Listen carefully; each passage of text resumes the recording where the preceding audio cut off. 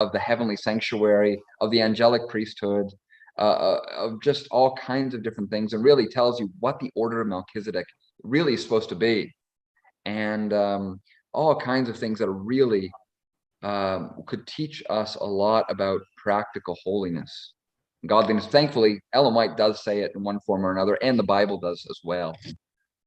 Yes. So where did you get all the 70 books? Did you get all 70? You have? they haven't all survived. Oh, okay. Yeah, but for the Old Testament, I have about 70 books, but some of them are after Ezra's time, so they weren't actually restored by him. And then you have to remember all these other canonical books that, some of those are probably, these old canonical books that he had. Remember, there was like 134 of them. So some of those are obviously intermingled. So I don't think I have all the 70 Apocrypha books, because these Apocrypha books, we maybe have like 10 of them. Wow. Because they are very, they're of a very heavenly nature. They have very much things to do with God's throne of heaven and angels and the mysteries of creation, and very, very deep things. And honestly, things that, quite frankly, I think a lot of people shouldn't have, because it would just make them very unstable. Yeah. Okay, Lynn. Yes. Okay. We are ready. Okay.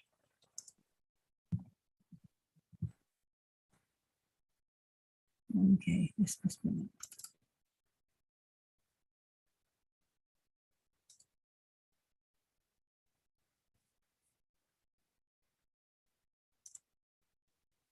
Okay, I guess we're ready. I think I got everything up here. Okay. Well, let's start with prayer. Most kind Heavenly Father, again, we come before your great throne of mercy to thank you and praise you. Thank you so much for bringing us all here again today on this Sabbath, and that we will honor you by keeping it holy. Bless each person that is watching and hearing today, and even those around the world who are celebrating the tabernacles, that you will give them all a blessing.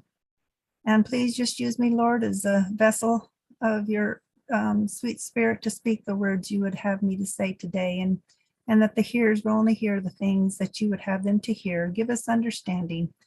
And we just thank you so much for being with us, and for all the messages that we heard even this morning and still yet to come.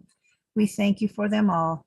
And may our hearts be open to receive, and our lives to live the life you'd have us to. We ask it all in the precious name of your only begotten Son, Yeshua HaMashiach. Amen. Okay, this is just going to be a continuation. We'll just keep going until we can't go anymore. Okay, the light to the Gentiles. Okay. Back up one. In our last presentation, we saw the close of probation for the corporate nations and churches taking place at their appointed time, when the censer is thrown down from heaven to earth by the angel ministering at the altar of incense. And in Acts 17:26, he says, and hath made of one blood all nations of men for to dwell on all the face of the earth, and hath determined, that means specified, the times before appointed, that means prearranged, and the bounds, that means a limit of their habitation. This shows that the holy place, which is also called the tabernacle of the congregation, which is corporate, to be cleansed. Now begins the third phase of the cleansing of the altar of sacrifice in the outer court. This judgment is for the individual. But why dost thou judge thy brother, or why dost thou set it not thy brother? For we shall all stand before the judgment seat of Christ. So then every one of us shall give an account of himself to God. The gospel that is to be preached to all nation, kindred, tongue, and people presents the truth in clear lines, showing that obedience is the condition of gaining eternal life. Christ imparts his righteousness to those who consent to let him take away their sins. We are indebted to Christ for the grace which makes us complete in him. Now the 144,000, the elite army of Yah, are fully equipped with the power of the Holy Spirit and prepared for the work given them from their general to take the gospel to the world. Up to this point, it was impossible for the 7 trumpets to blow, for Yeshua's people must first be sealed. Now the 4 angels begin to release these winds of strife and destruction. Who is the destroyer in these 7 trumpets, judgments of Jehovah? I was shown that the judgments of God will not come directly out from the Lord upon them, the unrighteous, but in this way. They place themselves beyond his protection. He warns, corrects, reproves, and points out the only path of safety. Then, if those who have been the object of his special care will follow their own course, independent of the Spirit of God, after repeated warnings, if they choose their own way, then he does not commission his angels to prevent Satan's decided attacks upon them. It is Satan's power that is at work at sea and on land, bringing calamity and distress and sweeping off multitudes to make sure of his prey. And remember, the first 4 trumpets are directed towards land and the sea. God will use his enemies as instruments to punish those who have followed their own pernicious ways, whereby the truth of God has been misrepresented, misjudged, and dishonored. Already the Spirit of God, insulted, refused, abused, is being withdrawn from the earth. Just as fast as God's Spirit is taken away, Satan's cruel work will be done upon land and sea. Satan has come down in mighty wrath. He is at work. He knows his time is short. And if he is not restrained, we shall see more terrible manifestations of his power than we ever dreamed of. Woe to the inhabitants of the earth and of the sea, for the devil has come down unto you, having great wrath, because he knows that his time it hath but a short time. Fearful are the scenes which call forth this exclamation from the heavenly voice. The wrath of Satan increases as his time grows short, and his work of deceit and destruction reaches its culmination in the time of trouble. Now we're going to speak on the measuring of the temple of God. In Revelation 11:1, he says, "And there was given me a reed like unto a rod, and the angel stood, saying, Rise and measure the temple of God, his church, and the altar, those who are called out of Babylon, and them that worship therein." The followers of Christ know little of the plots which Satan and his hosts are forming against them. But he who sitteth in the heavens will override all these devices for the accomplishment of his deep designs. The Lord permits his people to be subjected to the fiery ordeal of temptation, not because he takes pleasure in their distress and affliction, but because this process is essential to their final victory. He could not, consistently with his own glory, shield them from temptation, for the very object of the trial is to prepare them to resist all the allurements of evil. The angel from heaven came to John in majesty. He revealed to John scenes of deep and thrilling interest concerning the church of God, and brought before him the perilous conflicts they were to endure. John saw them pass through fiery trials and made white and tried, and finally victorious overcomers, gloriously saved in the kingdom of God. Blessed are they which are persecuted for righteousness' sake, for theirs is the kingdom of heaven. Blessed are ye when men shall revile you and persecute you, and say all manner of evil against you falsely for my sake. Rejoice and be exceeding glad, for great is your reward in heaven. For so persecuted they the prophets which were before you. And then Revelation 11:2, he says, "But the court which is without the temple leave out, and measure it not, for it is given unto the Gentiles." Who are the Gentiles? The word Gentile basically just means nations, so they're the nations of the earth. Why is the outer court, which is given to the Gentiles, not measured at this time? Therefore, judge nothing before the time. The Gentiles cannot be measured before they hear the message. The Lord will not send his judgments for disobedience and transgression upon the world until he has sent his watchman to give the message of warning. So what is this warning that we're to give? Fear God and give glory to him, for the hour of his judgment is come. Worship him that made heaven and earth and the sea and the fountains of water. And there followed another angel saying, Babylon is fallen, that great city, because she made all nations drink of the wine of the wrath of her fornication. And the third angel followed them, saying with a loud voice, If any man worship the beast and his image, and receive his mark in his forehead or in his hand, the same shall drink of the wine of the wrath of God, which is poured out without mixture into the cup of his indignation. And he shall be tormented with fire and brimstone in the presence of the holy angels and in the presence of the Lamb. Of course, this wrath of God is the 7 last plagues. And the smoke of their torment is sent up forever and ever, and they have no rest day or night to worship the beast and his image, and whosoever receiveth the mark of his name. Here is the patience, that means endurance or consistency, of the saints. Saints meaning pure, morally blameless, or consecrated. Here are they that keep or guard the commandments of God, the royal law, and that have the faith of Jesus. That's the moral conviction of truth. Does the Bible give us a clue when the censer is to be thrown down and all these events take place? Revelation 11:2, and the holy city shall they tread underfoot 42 months. And Luke 21:24, and they, the saints, shall fall by the edge of the sword, and shall be led away captive into all nations, and Jerusalem, the city, shall be trodden down of the Gentiles until the times of the Gentiles be fulfilled. So there's an appointed time that God's only let them go so far.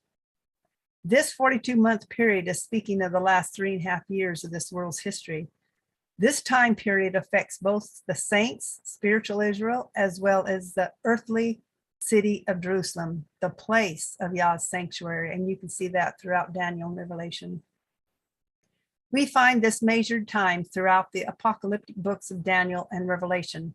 It is the most crucial period in the history of the world, as probation is closing for its inhabitants, as the great controversy between Christ and Satan is reaching its climax. Sister White calls it the time of trouble. At the commencement of the final 3.5 years, there will be a push for a worldwide Sunday law, resulting in terrible persecution of the saints. In answer to making void Yah's law, the trumpets began to blow, bringing worldwide disaster to land and sea. I saw that the judgments were just upon us, and that the trouble would soon be to this land, and that blood would flow in streams. Many will be laid away to sleep in Jesus before the fiery ordeal of the time of trouble shall come upon. I'm sure us is there somewhere. Many little ones are to be laid away before the time of trouble. And I'm seeing these things taking place now. A lot of folks are going to sleep, and God is laying them to rest, mainly because physically, spiritually, mentally, they probably could not handle what's about to happen. The time of trouble is just before us, and then stern necessity will require the people of God to deny self, to eat merely enough to sustain life. But God will prepare us for that time. In that fearful hour, our necessity will be God's opportunity to impart his strengthening power and to sustain his people. What other event does scripture say will be taking place during the last 3.5 years? Speaking of the remnant saints, it says in Revelation 11:6 and 12, and the woman, the saints fled into the wilderness, where she has a place prepared of God, that they should feed her there 1,260 days. And the woman, or Yah's church, were given 2 wings of a great eagle, that she might fly into the wilderness, into her place, where she is nourished for a time, times and a half a time, from the face of the serpent. I see this verse as a sequel to Daniel 12:7, when it says that the time it takes Yah to accomplish scattering the power of his people is for a time, times and a half. The church, who is the pure woman, will be the last day martyrs. It says that Yah himself will nourish or strengthen them for this difficult time. And the serpent cast out his mouth water as a flood after the woman, that he might cause her to be carried away of the flood. Satan is trying to destroy all the saints through a flood of persecution, but the power of Yah's people is in the shed blood of the martyrs, as it produces more seed for Christ's kingdom. And the earth helped the woman, and the earth opened her mouth and swallowed up the flood which the dragon cast out of his mouth. The earth receives the blood of the martyrs that has been poured out on the earth, the same as the blood of the sacrifice which was poured out on the ground at the bottom of the altar of sacrifice. Leviticus 4:34 says, and the priest shall take the blood of the sin offering and shall pour out all the blood thereof at the bottom of the altar. And then here's a type in Genesis 4:8 between Cain and his brother. Cain rose up against Abel his brother and slew him. And the Lord said unto Cain, where is Abel thy brother? And he, Yah, said, the voice of thy brother's blood crieth unto me from the ground. And now art thou cursed from the earth, which hath opened her mouth to receive thy brother's blood from thy hand. And when he had opened the fifth seal, under the altar, the souls of them that were slain for the word of God and for the testimony which they held. And they cried with a loud voice, saying, how long, O Lord, holy and true, dost thou not judge and avenge our blood on them that dwell on the earth? And white robes were given unto every one of them. And it was said unto them that they should rest yet for a little season, until their fellow servants also and their brethren that should be killed as they were should be fulfilled. This statement, that should be killed as they were, basically means, in my estimation, the 144,000 will be threatened with death, which will fulfill the prophecy of the universal death decree going out to the world to kill all remaining saints. And he had power to give life unto the image of the beast, that the image of the beast should both speak and cause that as many as would not worship the image of the beast should be killed. And the dragon was wroth with the woman and went to make war with the remnant of her seed, the 144,000, which keep the commandments of God and have the testimony of Jesus Christ. At this point, I would like to say that what I am going to share with you in this presentation are my views and understanding of what I see as the end time fulfillment of Bible prophecy, as I compare it with the current events going on in this world and the light given to Ellen G. White. I am not a prophet, but just a prophetic observer. I do not think that I have all the answers or that my views are 100% correct. I'm just sharing how I see or understand it as we are told to watch and pray. I believe the books of Daniel and Revelation are given for us to understand the spiritual and literal final conflict between Christ and Satan. This war is real and will be manifested through those who honor Yah and those who are agents of Satan. I believe that these apocalyptic prophecies were given to reveal the battle plans of the enemy, for Daniel said, blessed be the name of God forever and ever, for wisdom and might are his. And he changeth the times and the seasons. He removeth kings and setteth up kings. He giveth wisdom unto the wise and knowledge to them that know understanding. He revealeth the deep and secret things. He knoweth what is in the darkness, and the light dwelleth with him. And that right there where he says he knoweth what's in the darkness, God knows everything. He knows Satan's battle plan, and he's going to reveal it to his people. Because when you're in war, if you understand the plans of the enemy, you're light years ahead. Setting up the one world government. The dragon, Satan, the beast, United Nations of the world, or the one world order, the great whore, the universal church, and her daughters. This evil, powerful system does not just happen overnight. There is a process given in Bible prophecy, showing the events that lead up to this point. Bible and spirit of prophecy are both in agreement on this. Understand, O son of man, for at the time of the end shall be the vision. And of course, this is Daniel 8, speaking of the ram and the he-goat scenario that brings in the papacy and all these things.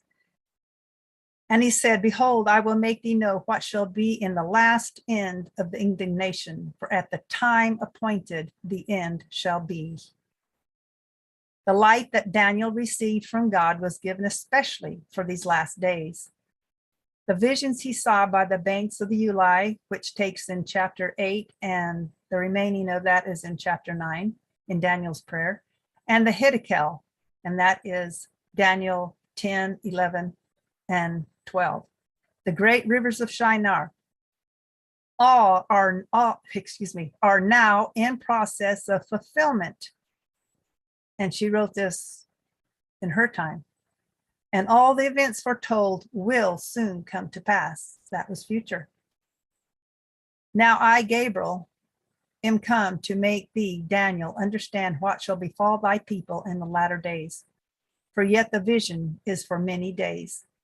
So Daniel 11, as we're going to see, is all about Israel. The part of these prophecies that I will be focusing on is the event which starts the appointed times of the 1335, the 1290, and the 1260 days, including the events that take place during the 1260 days. After the noble horn on the he-goat is broken, the United States of America humbled in the dust, then Daniel saw 4 notable horns coming up in the place of the broken horn. I believe these 4 horns are the 4 unions which have been in the process of being developed for many years now. And you can see in this diagram, it could change, but at least we get the picture. They already have it split into 4 groups. And in Daniel 11:4, his kingdom, the USA, shall be broken and shall be divided towards the 4 winds of heaven. There are chiefly 4 regions in which the near future society of nations will be fashioned: the United States, the Soviet Union, the mainland China, and Western Europe. And I stood upon the sands of the sea, and I saw a beast rise out of the sea, having 7 heads and 10 horns, and upon his horns 10 crowns, and upon his heads the names of blasphemy. And the beast which I saw was like unto a leopard, and his feet were as the feet of a bear, and his mouth as the mouth of a lion. And the dragon gave him his power, his seat, and his great authority. I see these 4 interlocking superstate beasts as the New World Order, which stand up in place of the USA when it falls and is no longer a sovereign nation. These 4 regions will have a short reign, as they are just a stepping stone to bring in the one world order. And in the latter time of their kingdom, the 4 horns, when the transgressors are come to the full, so God has given these 4 horns a time period. They're only going to go for so long, and then the next step will be the little horn arising, but we'll reach that in a little bit. So during this time, when the 4 horns are reigning, Israel, king of the south, and the Islamic nations, king of the north, mainly Turkey, which I believe will fill the void when Iran is taken out, will continue their wars. Turkish president calls on Muslims to invade Jerusalem. When Erdogan went to Turkey, he and Iranian President Hassan Rouhani made an alliance to work together to reunite the Muslim world. This is very significant.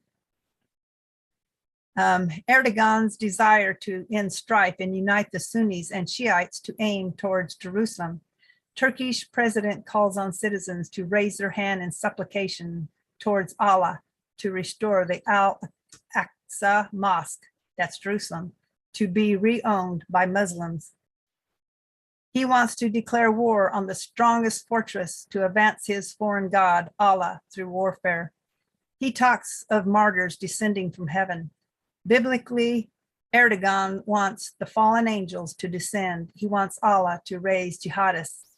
He wants to be the shepherd, the sultan, and the caliphate. Erdogan wants the keys to Mecca and Jerusalem and will stop at nothing to expand his Muslim caliphate agenda.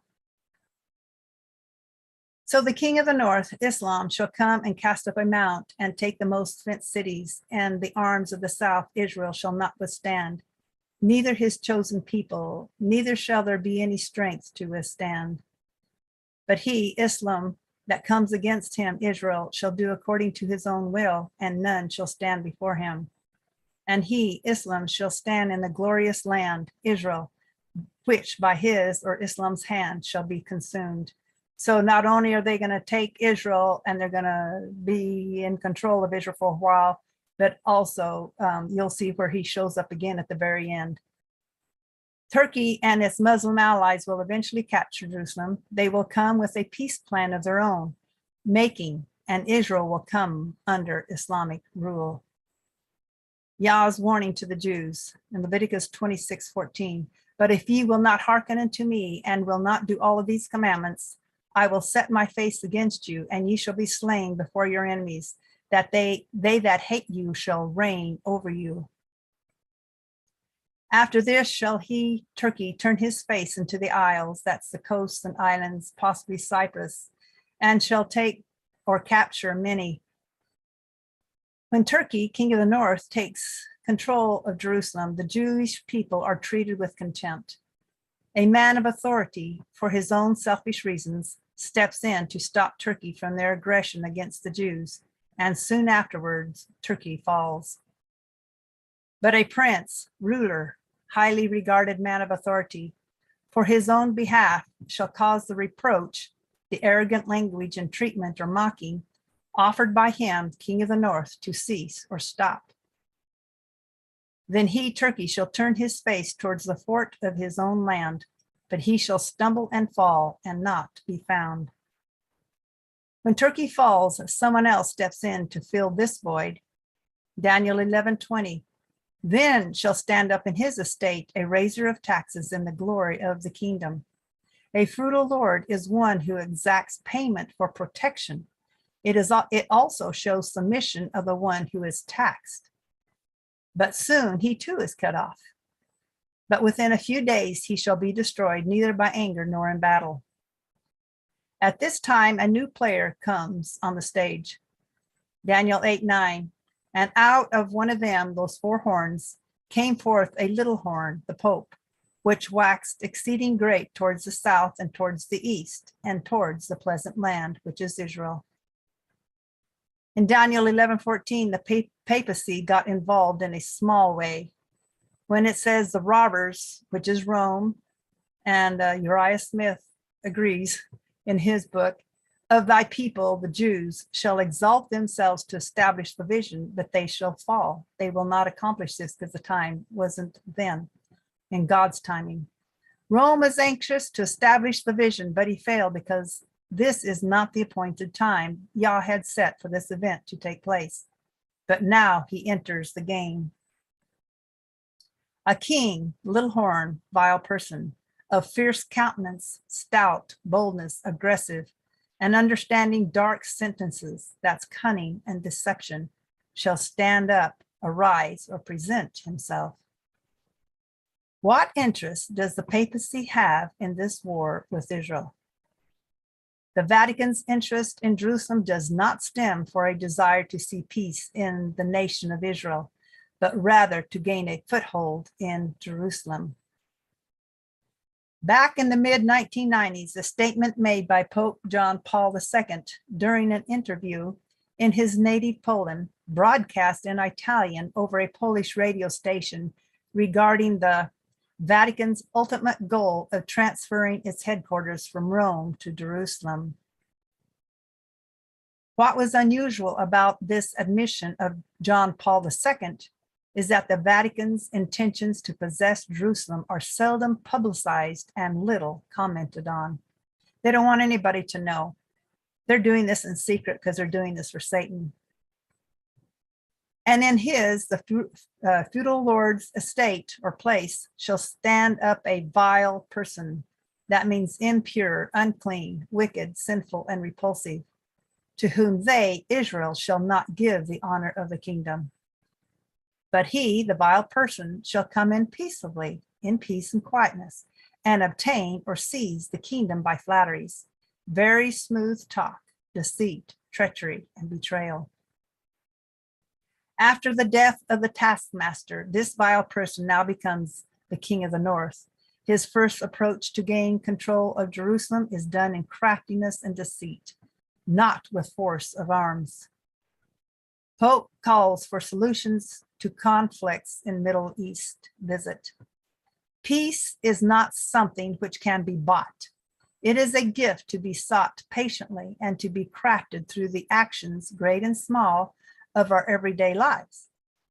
May everyone get over this idea that problems can be solved with weapons. Together, we can help leaders on both sides take the courageous steps needed for peace, justice, and coexistence.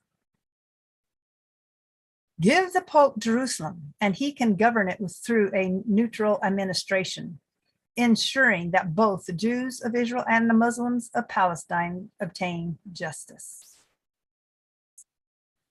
Before territorial problems are resolved, we have to find international guarantees to safeguard the uniqueness of the city, and assurance that never again one party should claim Jerusalem as its possession. Jerusalem, should be a crossroads of peace, a bridge between earth and heaven. The Pope is longing to set up his throne on the Temple Mount and gain support from Islam. These wicked men are in agreement. Does Israel have an agreement with the Pope as well? The Vatican already has a significant presence in Jerusalem by virtue of free access to its holy sites, over which Rome has legal jurisdiction under Israeli law.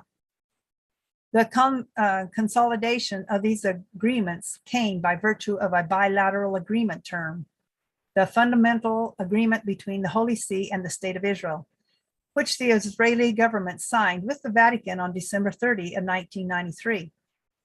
6 months after the signing of the bilateral agreement between Israel and the Vatican, on June 15, 1994, the Israeli government inked a further agreement with the Vatican endorsing the Roman Catholic Church's participation in negotiations to determine the future of Jerusalem. Under the Vatican agreement, the Israelis would give over control of the old city to the Vatican. The plan also calls for Jerusalem to become the second Vatican of the world, with all three major religions represented under the authority of the Vatican.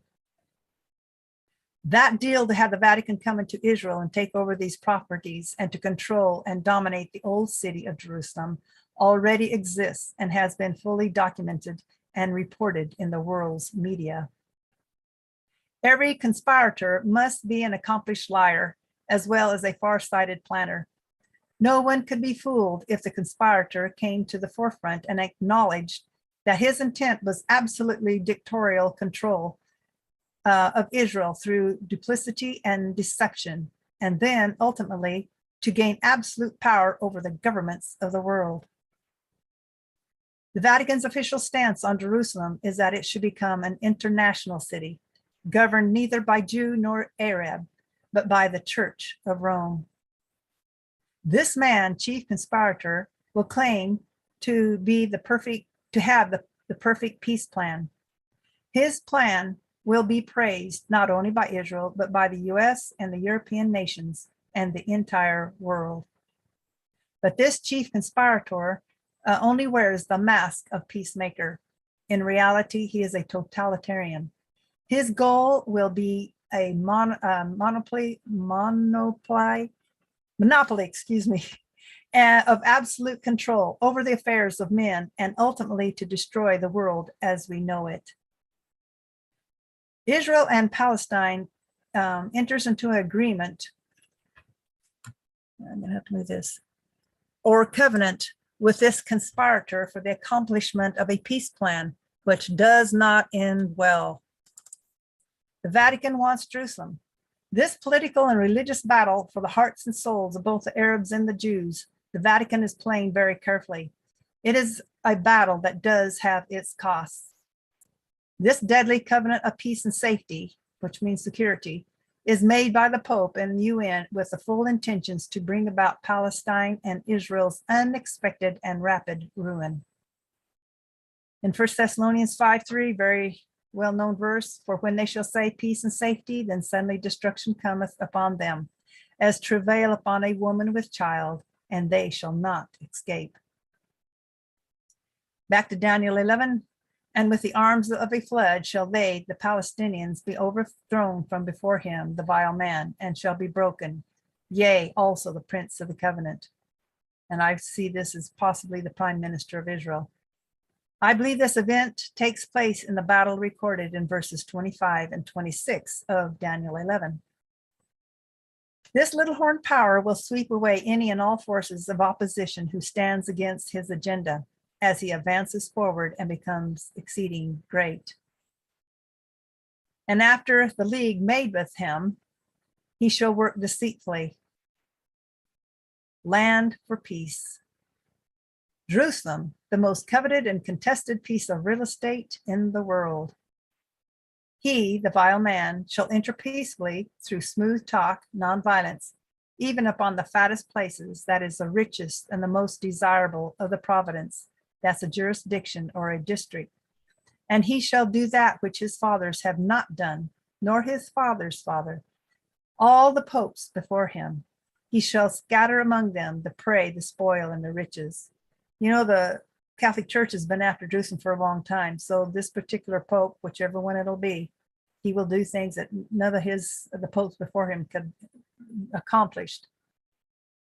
Yea, and he shall forecast or plot his devices, evil secret plan against the strongholds, the fortified city, old Jerusalem, even for a time.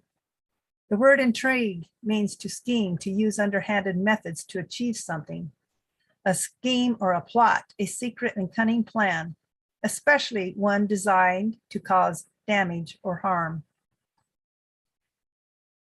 What is this rich, most desirable district in Jerusalem that this vile man is so cunningly plotting with underhanded methods to take from Israel? A knighted Jew, Gary Krupp, has been, now this is in 2009, has been acting as a facilitator in the Vatican. Israel's property negotiations of the past few years, acquiring the upper room for the Vatican, has relentlessly remained high on his agenda. One of the most important sites for Christianity is where Jesus first broke the matzo that Christians remember at each Mass. The Catholic Church has owned it since the 11th century. They have a bill of sale. It only makes sense now that it goes back to the Catholic jurisdiction. The cenacle above the tomb of David is very much on the mind and on the agenda of the Catholic Church. Regardless of Israeli's government's denial, this is an issue that will not go away anytime soon. Has the Vatican succeeded in his efforts? Now we're at 2013. A historical agreement has been drafted between Israel and the Vatican. The Israeli authorities have granted the Pope an official seat in the room where the Last Supper is believed to have taken place on Mount Zion in Jerusalem. It is a culmination of a long campaign by the Catholic Church to regain the religious stewardships over the place where Jesus is supposed to have broken bread and drunk wine with his disciples on the eve of his crucifixion. The Catholic Church has long wanted control over part of the area of Mount Zion so as to turn it into an international religious center for Catholics. The Vatican is also asking that Israel hand over to the Vatican's control dozens of sites, 19 in Judea and Samaria, 28 in Jerusalem. The Catholic Church wants to discuss some properties on the Mount of Olives, which is the very history of the Jewish people. If you want to keep Jerusalem united, you have to keep Mount of Olives. The Vatican knows that. In the long term, the gesture will increase tensions between Jews and the large assets of the Vatican. The church has long been working to reduce Jewish rights in Jerusalem and in the Old City. The Vatican wants the Jews out of the Old City, and apparently Israel's government is agreeing with them. Turning the cynical into an active church is also a way of desecrating the holiness of the site known as the Tomb of David. Trouble in the Holy Land. Now this is in 2014. Israel surrenders holy site to Vatican. Israel could be entering the final stages to turn over control of Mount Zion to the Vatican. Mount Zion is symbolic of Jerusalem as a whole, and surrendering it to the Vatican would be seen by many Israelis as a repudiation of Jerusalem's claim to the city. The Jerusalem municipality released a statement insisting that it would remain the central sovereign power over Mount Zion. Now we're going to continue with Daniel 11. And he, the vile man, shall stir up his power and his courage against the king of the south, Israel, with a great army. The vile man double crosses Israel. And the king of the south, Israel, shall be stirred up to battle with a very great and mighty army, but he, Israel, shall not stand. For they, men in his own government, shall forecast devices against him, the king. Yea, they that feed on the portion of his meat shall destroy or break him, and his army shall overflow, and many shall fall down slain. And both these kings' hearts shall be to do mischief or wickedness. And we're talking papacy and the king of Israel. And they shall speak lies at one table, but it shall not prosper. For yet the end shall be at the time appointed. God has already gave the appointed times in which these events are going to happen. Even these men, these earthly men, are trying their best to get things to happen sooner. It doesn't happen until it's time. Then shall he, the vile man, return into his land with great riches, and his heart shall be against the holy covenant, and he shall do exploits and return to his own land. The vile man returns to his land, still plotting against the holy covenant. Once again, he makes an attempt to seize Jerusalem. Daniel 11:29. At the time appointed, he shall return and come towards the south, but it shall not be as a former or as the latter. So what makes this attempt different than the first two times? For the ships of Chittim or Cyprus shall come against him, the vile man.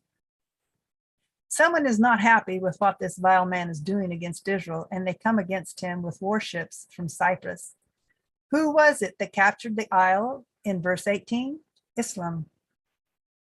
Therefore he, the vile man, shall be grieved or despondent and return and have indignation or anger against the holy covenant. Why is this vile man so determined to seize Jerusalem? The Vatican has always wanted to move to Jerusalem because that's where the true Christian church began. Remember, they have to counterfeit everything. And since Jesus or God put his name in Jerusalem, they have to capture it because Muslims, the Jews, and the Christians all believe that Christ is going to come back to Jerusalem and reign from there. So in order to set this up for Satan to come claiming to be Christ, it has to be done from Jerusalem. The Vatican believes it must place a pope in Jerusalem before the return of Christ in order to show the Catholic Church is the true church of Christ and can claim an unbroken line from Peter, supposedly the first pope, to the Messiah. Cardinal Jean-Louis Taran, head of the Vatican's Council for Interreligious Dialogue, he wants the state of Israel to be evicted from its control of the old city of Jerusalem. What the cardinal wants is Vatican control over the Temple Mount. We who stand on the lessons from the Reformation will keep on warning others about the Pope.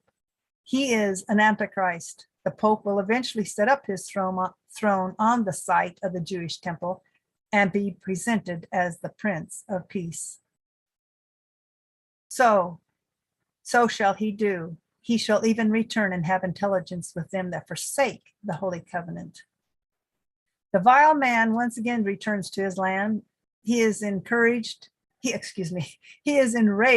his failed attempt to accomplish his agenda to seize Jerusalem through verbal persuasion. He gets together with betrayers of Israel who surrender the holy covenant and join him in his scheme to seize Jerusalem, this time by force. How does this vile man persuade these betrayers of Israel to surrender the holy covenant and join him in his evil scheme? Bribery. And such as do wickedly against the covenant shall he corrupt by flatteries. He shall scatter among them the prey, the spoil, and the riches. So what may the holy covenant in which these betrayers in Israel forsake? In Genesis 12:1, now the Lord had said unto Abram, get thee out of thy country and from thy kindred and from thy father's house into a land that I will show thee. And Abram took Sarai, his wife, and they went forth to go into the land of Canaan. And the Lord appeared unto Abram and said, Unto thy seed will I give this land. For all the land which thou seest, to thee will I give it, and to thy seed forever. Yah's second promise to Abraham, I am the Lord that brought thee out of Ur of the Chaldees to give thee this land to inherit it. When the Lord God promised Abraham that he would give this land to him as his inheritance, Abraham asked the Lord, Whereby shall I know that I shall inherit it? As a guarantee to Abraham of this promise, the Lord made a covenant with him. In the same day, the Lord made a covenant with Abram, saying, Unto thy seed have I given this land. Yah confirms the oath to Isaac. For unto thee and unto thy seed I will give all these countries, and I will perform the oath which I swear unto Abraham thy father. Yah also confirmed this covenant with Jacob. And the land which I gave Abraham and Isaac, to thee I will give it, and to thy seed after thee will I give the land. Then will I remember my covenant with Jacob, and also my covenant with Isaac, and also my covenant with Abraham will I remember, and I will remember the land. In the Microsoft Dictionary, the word sacred is defined as devoted to deity or belonging to a divine power. Like the land is mine, it is inviolable. In other words, this sacred land covenant of Jehovah is not to be challenged nor disrespected by anyone. God's promise to Abraham and his seed was this land, Israel's inalienable right. Thou shalt bring them in and plant them in the mountain of thine inheritance, in the place, O Lord, which thou hast made for thee to dwell in the sanctuary, O Lord, which thy hands have established. When the Jews reestablished their nation in Palestine in 1948, they were immediately embroiled in a controversy, one that has never ended, over the ownership of the land. Whose land is it anyway? Whose land is the land of Israel? What is the biblical view? Be mindful always of his covenant, that the word which he commanded to 1,000 generations, even of the covenant which he made with Abraham and his oath unto Isaac, and hath confirmed the same to Jacob for a law, and to Israel for an everlasting covenant, saying, Unto thee will I give the land of Canaan, the lot of your inheritance. This promise and covenant made to Abraham, Isaac, and Jacob was the title deed to the land of Israel, to be their possession perpetually. And I will establish my covenant between me and thee and thy seed after thee in their generations for an everlasting covenant. And I will give unto thee and to thy seed after thee the land wherein thou art a stranger, all the land of Canaan, for an everlasting possession, and I will be their God. In turns we may understand more clearly, this would be called a royal land grant. This type of grant, commonly in antiquity, was perpetual and unconditional. The king or sovereign possessed all the land, and he granted parcels of land to loyal subjects as reward for their faithful service. Since Yah is creator or owner and sovereign over all the earth, he has all rights to dispose the land however and to whomever he wishes. This covenant with Abraham is said to be an everlasting or eternal covenant, and the title deed to the whole land has no expiration date or conditions. It is given as an everlasting possession to Abraham's descendants. This covenant is everlasting from God's viewpoint, although it is capable of being broken by man. In other words, the possession of the land might be lost temporarily through disobedience, but God's everlasting unconditional promises are never rescinded. God is still sovereign over the land. This everlasting covenant that God made to Israel has given them an inalienable right to this land. So what does the word inalienable mean? Inalienable means impossible to take away, not able to be transferred or taken away because of being protected by law. Another way of looking at this is an inalienable right is one you cannot give away. When someone is said to be inalienable, it means that the possessor of that thing cannot give it away, sell it, surrender it, or legally transfer it to someone else. Since it is an inalienable right, it means that Israel does not have the right to give away her land or transfer it to another party. Even among themselves, the people of Israel were forbidden to sell the land permanently. Giving away any of the land violates the covenant God made with Abraham, Isaac, and Jacob, and puts the nation of Israel outside of God's covenant blessing, and puts the nations who are coercing Israel into giving up the land under the curse of God. This is Lyn Wright, by the special direction of God, the land had been divided by lot. After the division was made, no one was at liberty to trade his estate. Neither was he to sell his land unless poverty compelled him to do so. And then, whenever he or any of his kindred might desire to redeem it, the purchaser must not refuse to sell it. And if unredeemed, it would revert to its first possessor or his heirs in the year of Jubilee. The land shall not be sold forever, for the land is mine, for ye are strangers and sojourners with me. The people were to be impressed with the fact that it was God's land, which they were permanently to possess for a time, that he was the rightful owner, the original proprietor. And in all the land of your possession, ye shall grant a redemption for the land. If thy brother be waxen poor and has sold away some of his possession, and if any of his kin come to redeem it, then shall he redeem that which his brother sold. But if he be not able to restore it to him, then that which is sold shall remain in the hand of him that had bought it until the year of Jubilee. This is the story of Adam and Eve selling their dominion to the serpent by surrendering to his deceptive lies and cunning words, but Yeshua redeemed it back. It's also the story of Naomi, Ruth, and Boaz, their kinsmen, as the type of Jesus, who redeemed the land back. When Israel is beguiled into surrendering their land, no one will be able to redeem them or their land, but their closest kinman, Yeshua. That might be a big eye-opener to a lot of those Jews.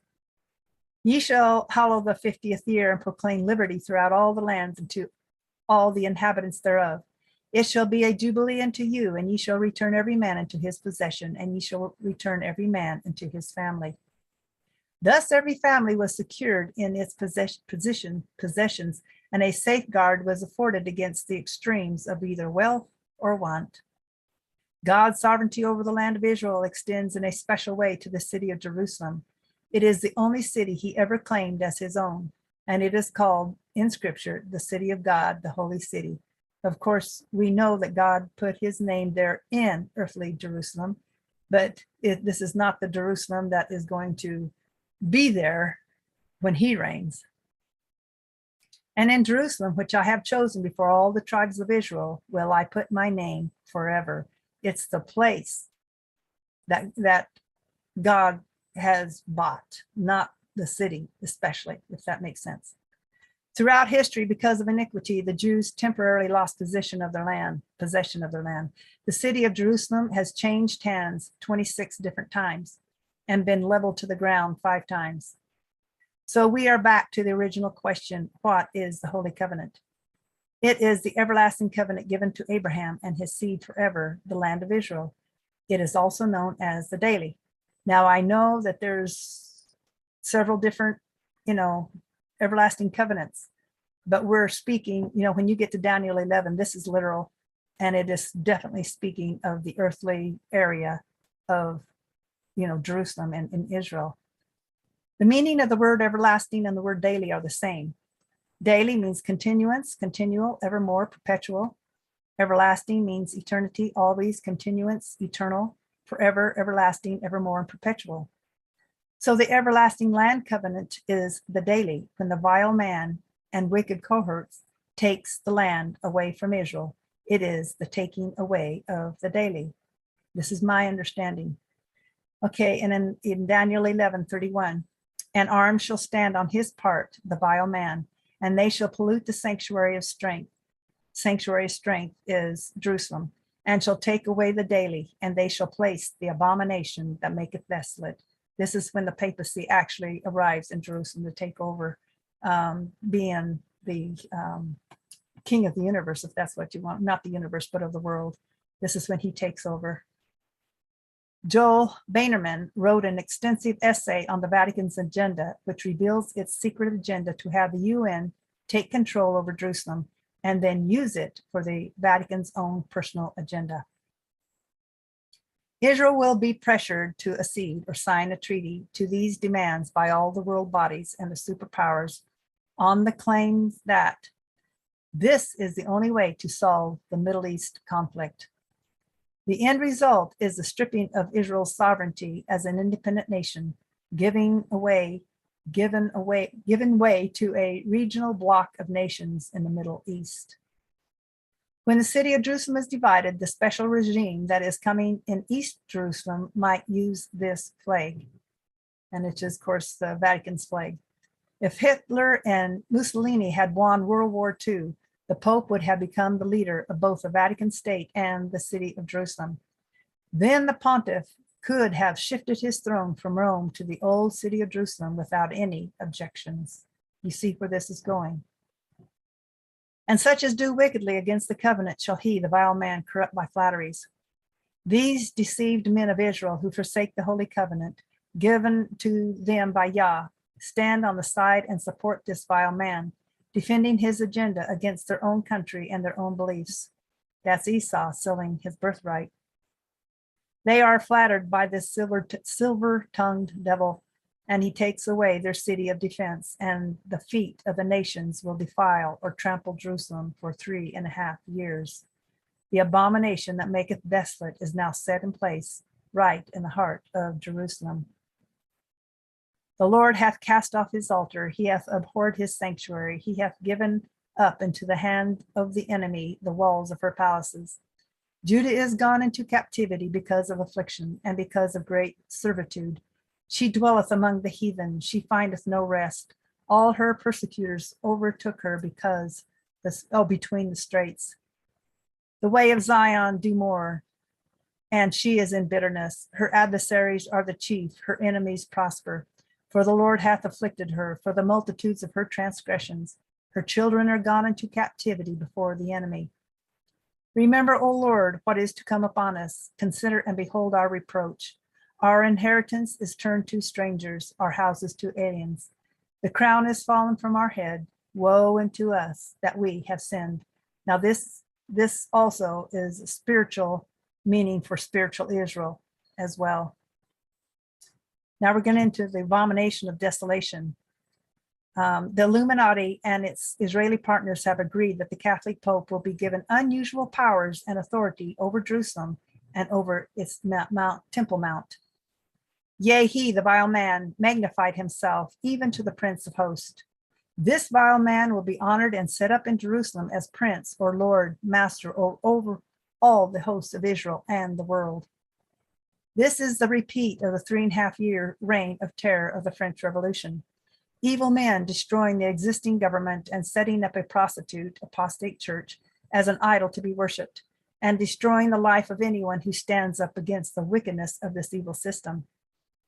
Then I heard one saint speaking, and another saint said unto that certain saint which spake, How long shall be the vision concerning the daily and the transgression of desolation, to give both the sanctuary and the host to be trodden under foot? The answer, from the time that the daily sacrifice shall be taken away and the abomination that maketh desolate set up, there shall be 1,290 days.